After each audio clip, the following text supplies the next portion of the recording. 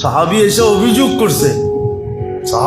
অভিযোগ করছে ইয়া রাসূলুল্লাহ, প্রতিবেশীর খেজুর গাছটা আমার বাড়ির ভিতরে ঝুঁকা পড়ছে, পাকা পাকা খেজুর মাঝে মাঝে পড়লে আমার বাচ্চারা খায়, উঠায় আর প্রতিবেশী মুখের ভিতরে আঙ্গুল দিয়া বাইর করে ফেলে।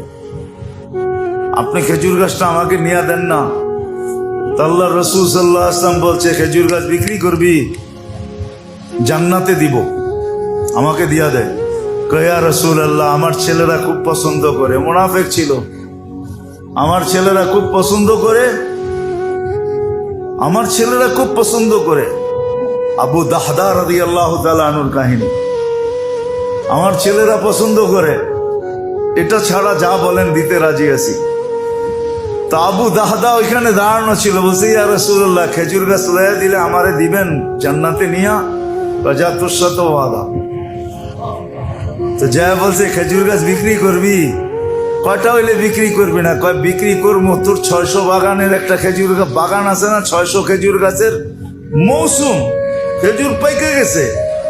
আর আরবদের নিয়ম ছিল খেজুর পাকার আগে ফ্যামিলি সহ বাগানে চলে যেতেন, কেননা সারা বছর গচ্ছিত রাখতে হবে।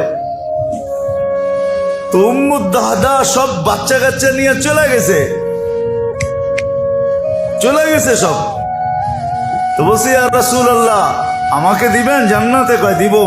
তোরে যে বসে খেজুর গাছ বেচবি? কয় বেচতে পারি, যদি 600 খেজুর গাছওয়ালা বাগানটা আমাকে দিতে পারস। কয় ডান, দিলাম। এইখান দিয়ে নিচে আর এইখান দিয়ে দৌড় দিছে, যায় বাগানে ঢুকে না, বাড়ির বাইর থেকে আওয়াজ দিছে, উম্মু দাহদা কিসে? খেজুর বাইরে চলে আয় বাচ্চা নিয়ে, খেজুর গাছ বেচালে, বাগান বেচালাইছি। কয় কিসের বিনিময়? কয় জান্নাতে, আল্লাহর রাসূল জান্নাতে দিবে ওয়াদা করছে। কয় রবিহাল ভাই, বাচ্চা কাচ্চা স্লোগান দিতে দিতে বাইর হইতেছে, ইয়া বানা রবিহাল ভাই, ও বাবা, লাভজনক ব্যবসা করে তুমি আসছো, সারা বছর কি খাবে কোনো চিন্তা নাই।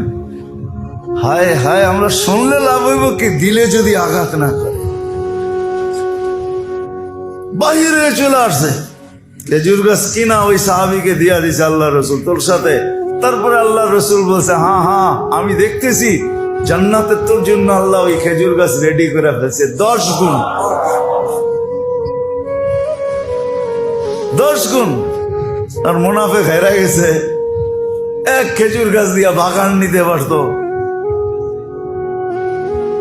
তা আবু দাহদা লয়ে ফেলছে না, আখেরাত দুনিয়ার প্রতি ওনাদের কোনো লোভ ছিল না, আখেরাত।